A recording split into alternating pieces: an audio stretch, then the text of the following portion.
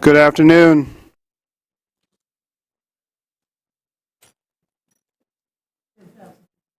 I'd like to bring to order this meeting of the Technical Transportation Committee of Tippecanoe County. I believe we have a quorum, so our first order of business is approval of the minutes from September 20. I will entertain a motion to approve. So moved. Second. Thank you. Is there any discussion of edits, anything, corrections? If none, then we'll proceed to vote. All in favor of approving the minutes from September 20, say aye. Aye. All opposed, same sign.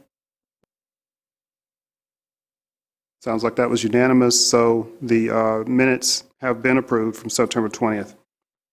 Next item on the agenda is access permits. I believe we'd like to, do we have one from NDOT to speak on that today? Okay, no one here. All right, then we'll move on to item B under the access permits and hear from Doug about Veterans Memorial Parkway access memorandum. Good afternoon. This was kind of a last-minute thing since we had the MPO conference last week. Getting the agenda together, it was kind of a little funky, but anyway, did remember that with our discussion, extensive discussion last time regarding access to Veterans Memorial Parkway, we put this memorandum together to kind of summarize it. So instead of if anybody actually came in and started asking information about it and wanted the details, you know, we have this real short memorandum that could be handed out or referenced to kind of summarize everything. So we just wanted to let all of you know that we did this and just pass it out and get it in the works. So anything, questions, comments?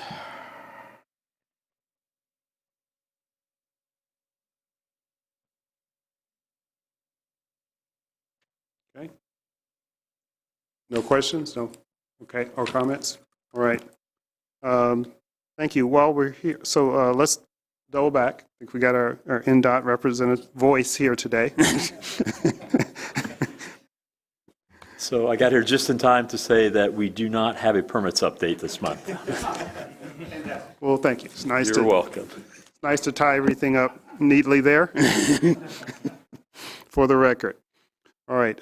So let's move on to the APC progress report, starting with the MPO update. Tim? Okay, so I think several of you probably already know this, but we have kind of been talking at past meetings about our plan to get a Safe Streets for All safety action plan in place. So obviously the ultimate goal of that is to hopefully be able to apply for and receive some of the grant-based funding that's available through the current transportation legislation. So we went through an RFP process, got several pretty good proposals, and we've ultimately selected and signed a contract with Kimley Horn to perform that work. So we have a kickoff meeting coming up with them. It will be on November 6th. And we, in our office, have been working on putting together what we call the high injury network, which is what Aria presented about last month at this meeting. So that is pretty much complete at this point. So we're just getting ready to go for this kickoff meeting, and then we will continue to bring you guys updates about this. It will probably be a little bit tight as to whether or not we can get a plan in place in time to apply for the next cycle of grants. So that may not be realistic. It does depend probably on exactly when the deadline will be for an application, which is out of our control. So we'll definitely keep an eye on that and see if we can get in for the next round. And if not, you know, we'll surely be ready for the following round after that. So any questions about this? Okay. There appear to be none. So moving on to the next item, federal funding obligation. Doug, you're on for that and the two subsequent items as well. All right, so you got your popcorn ready? We're going to start the movie. Regarding federal funding, you see in the spreadsheet, we have the two repayments on top, both to the Northwest Indiana Regional Plan Commission for several different funds that we used for a couple projects, one for Yeager Road and the other one for the River Road and 500 North intersection. And then we also obligated some funding for PE for the South 9th Street project. And this was the residual funds from 2023.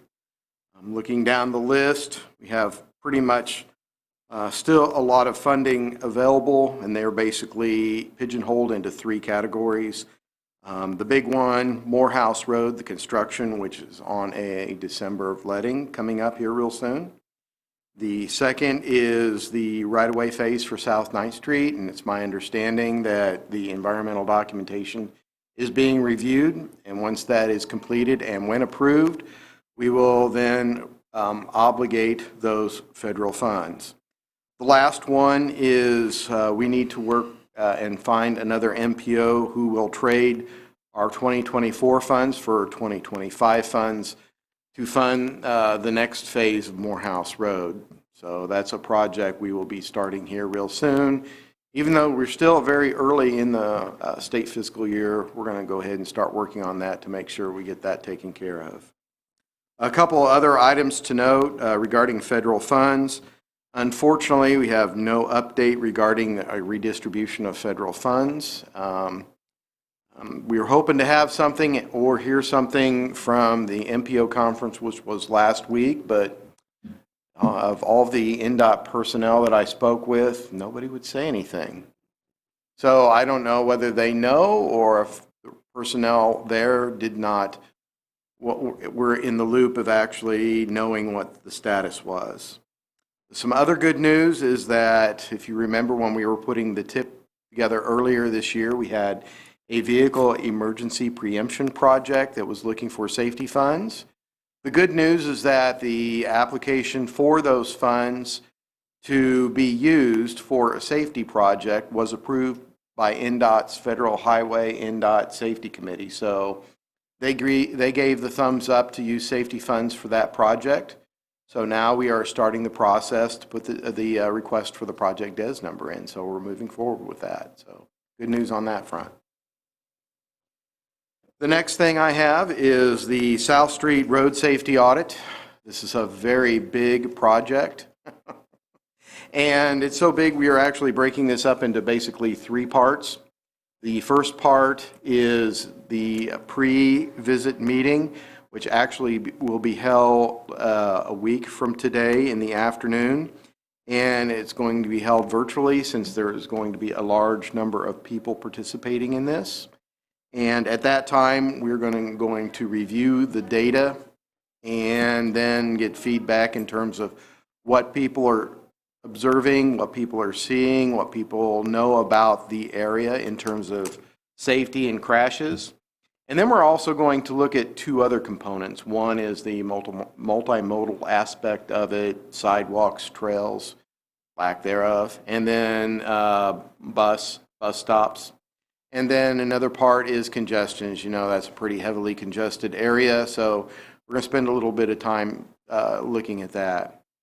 The big day is the actual field visit on November 8th, when we will actually be doing a walkthrough of that section. Thankfully, we're getting everything ready to be in place for that. We are going to be meeting in the pavilion's parking lot in the morning. And with help from City Bus, we'll be transported to the South Street and Sagamore Parkway intersection, walk that stretch all the way to Creasy Lane, break for lunch. And I do have a lunch restaurant list ready for everybody, in case they didn't know what's around that area. And then after lunch, walk the remaining part to the interstate, and then City Bus will help us again and transport everybody back to their cars. So big day. A lot of work, a lot of time, and it's a big section. So we're looking forward to that, and then we're scheduling the follow-up post-visit meeting, post-field visit meeting, trying to get that done the following week, where we share our observations, comments, concerns, and then hopefully put together short, medium, and long-range projects. So once these 3 meetings are done, then we'll put together the report and then share it with this committee. So big project that actually we're getting that moving. The last thing on the list here is the 18-month letting list, which is in the packet. Some information to pass along regarding the first project on US 52. The specific information is on the second page. This is okay. The scope, dynamic wireless power transfer test site. So if you can say that 5 times real quick, please do. I want to hear that. This project was awarded to White Construction for basically $10.6 million, and the contract completion date is be around May 4th of 2025. So a very exciting project. Going back to the first page, project number 2, this is on State Road 28 to repair or replace joints in a bridge. This is kind of interesting. There's 6 projects bundled with this one project. So 6 locations. There were actually 6 bids for this, and the engineer's estimate was just under $390,000, and the low bid was actually just under $300,000. So it's a company I've never heard of before, and it has not been showed as awarded yet, so when we do receive that information, we'll pass it along. All the rest of the projects you see are mostly the same. Project number 3, Morehouse Road, as I mentioned before, on a December letting. Looking down a couple to project 5, expect some work, the I-65 and State Road 38 interchange next year for some concrete pavement restoration. Looking a little down further, a couple projects I've mentioned in the past, project 9 and 10, new traffic signal at McCarty Lane, and then one that I'm excited about to see, it's still on track, is the truss reconstruction or repair on the State Road 225 bridge over the Wabash River. If you look down further, beginning at project 13 and continue down, you'll see a lot of new projects. It's like, oh, hey, we got a lot of new ones. But if you look over on the scope, they're all related to bridge thin deck overlays or deck overlays. So we've got a lot more maintenance that it will be coming to us next year or early 2025. So that's a kind of a summary of the 18-month letting list. Anything, any comments, questions, jokes? All right. Well, thank you. Thank you. Okay, so we've reached rather quickly the point of other business that we can entertain that's not on the agenda. Is there any? Appearing to be none. This is also a moment for citizen comments. There appear to be none. Then the next item. If you had, I'm sorry, I don't know if I should comment on the citizen comment. Sure. We have launched, I think everybody knows about our city van project. We've been working very hard with our partners, Enterprise Rental Car. They also have a branch called Enterprise Commute. And we've got that program launched, ready to start taking folks who are interested in getting to and from work. We're really excited about it. Countywide, you know, we're used to staying in our service area, so we get a service the entire county, anybody going to and from work. So if you know anybody who's interested, we've sent the press release out. If you could forward that on, it's something that's really exciting. We hear from employers all the time, you know, we can't get people to work. So it's something that City Bus is heavily invested in, assisting those van pool projects. So just wanted to bring that up. Thank you. Very good. Thank you for that announcement. Are there any other comments? Okay, appearing to be none, then I will entertain a motion to adjourn. I move that we adjourn. Do I get a second? Second. All in favor, say aye. Aye. That sounds unanimous. Meeting is adjourned. We will convene again November 15. 216, that's a record. It is, okay.